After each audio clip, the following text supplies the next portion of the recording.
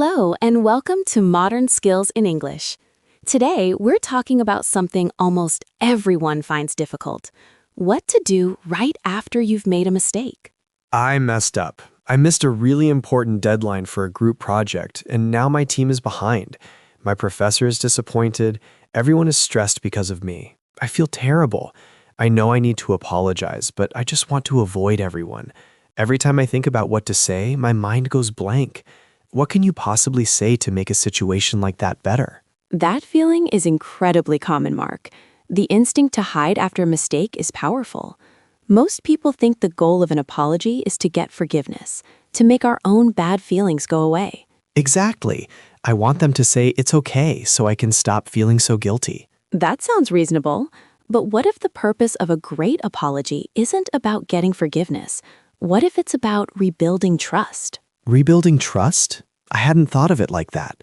I was just thinking about fixing the immediate problem. And that's the trap. We focus so much on our own shame and our desire for relief, we forget what the other person needs to see and hear. A bad apology can sometimes be worse than no apology at all. So what's a bad apology? I'd probably just say, "Hey guys, I'm really sorry about the deadline. I've been so overwhelmed with other classes." Let's pause there. How do you think your team feels when they hear that sentence? Hopefully they'd understand. I'm not a bad person, I was just busy. They might understand, but do they feel respected? Your reason, even if it's true, can sound like an excuse. It shifts the focus from their problem, the stress you caused them, back to your problem.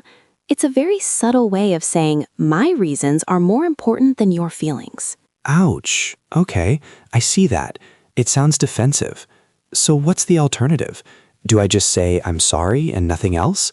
That feels weak, incomplete. This is the first turning point for most people. The common belief is that a good apology needs a good explanation. We believe if people understand why we failed, they will forgive the failure itself. Right. It feels like I'm defending my character. But in doing so, we often fail at the very first step of a real apology. The first step isn't to explain. It's to simply and clearly acknowledge what happened. Acknowledge it. So I would say, I acknowledge that I missed the deadline? Is that it? It sounds so formal. The words can change. You could say, I know I missed our deadline, or I want to start by acknowledging I didn't deliver my part on time. The key is what you don't say. You don't say but, you don't add a reason, you just state the fact. You own it completely. No buts. I see what you mean. The moment I say but, the apology is over.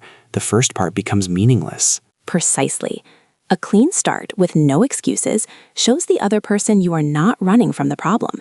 It tells them you are ready to have an honest conversation.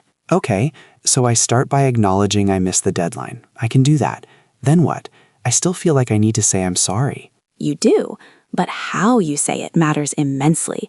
What's the next thing you would naturally want to say after you acknowledge the mistake?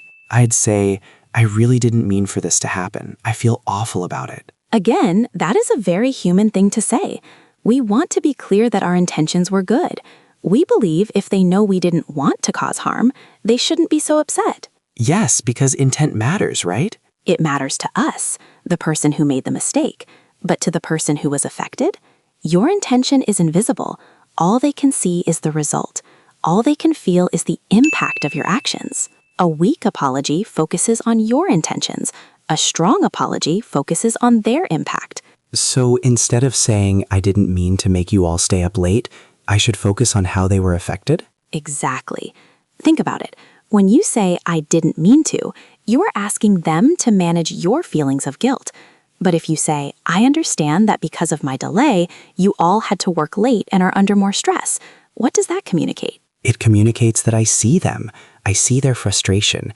It's not about me anymore. It's about them. Yes, you are validating their experience. You are saying your feelings are legitimate and I see how my actions cause them. This is the second key turning point, moving from intention to impact. It shows you have empathy. Okay, this is starting to make sense. Part 1, acknowledge the mistake clearly and without excuses. Part 2, show you understand the impact it had on them. So it would sound something like, I want to acknowledge I missed the project deadline.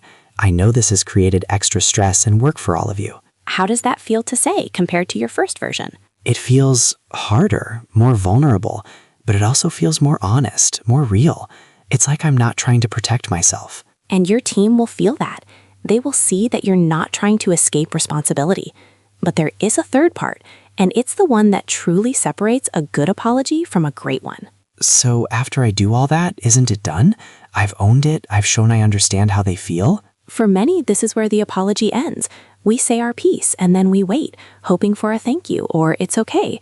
We believe the words are enough, but words alone don't fix problems. A truly sincere apology must look forward, not just backward. Sincere? So you mean I have to really mean it? Of course, but how do you show you are sincere? You can't just say, I'm really, really sorry. Sincerity isn't shown with more emotional words. It's shown with action.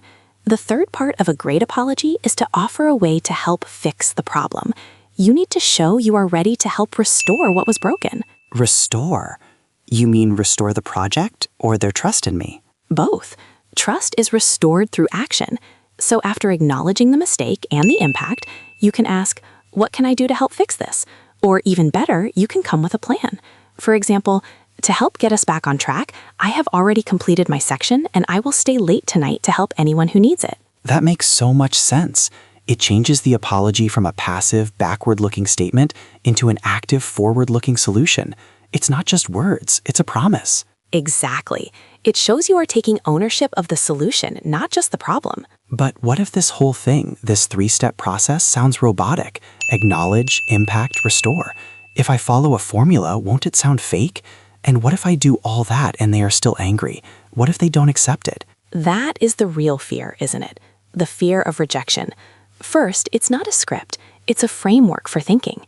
The words should be your own. The honesty must be real. This structure isn't to make you sound like a robot. It's to ensure your apology delivers what the other person needs: respect, validation, and a solution.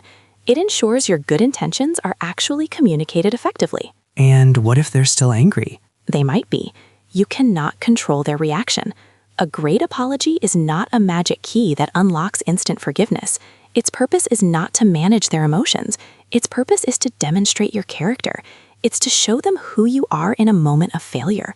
Are you someone who hides, makes excuses, and blames others? Or are you someone who takes responsibility? So the outcome isn't the main point. The process is. The process demonstrates your commitment to accountability. When you show accountability, you make it easier for them to trust you again in the future. Forgiveness might take time, but you have laid the foundation to restore that relationship. So let me try to bring this all together. It's not just saying, I'm sorry. It's a system. First, I clearly acknowledge my mistake without any excuses. Something like, I failed to meet the deadline. Then I show that I understand the impact on them, saying something like, I know this put everyone under pressure. Finally, I offer a sincere plan to help restore the situation. I will do X and Y to help us catch up. And how does that system feel to you now? It feels like a tool, not a surrender. It feels like something a leader would do, not just something a guilty person says. This idea of accountability feels strong, not weak. Because it is. Taking responsibility is one of the most powerful ways to build respect, both from others and for yourself. It turns a moment of failure into a moment of integrity. And it gives me a clear path. Before, I was just stuck in the feeling of guilt with no idea what to do.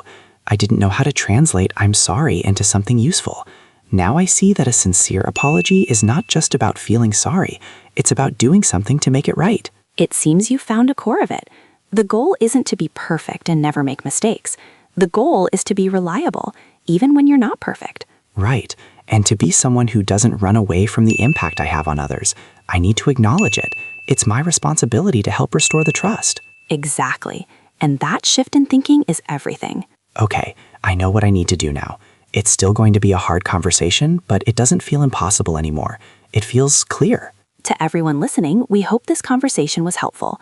If there's a specific skill or a challenging situation you'd like us to explore in a future episode, please let us know in the comments below. We read every one.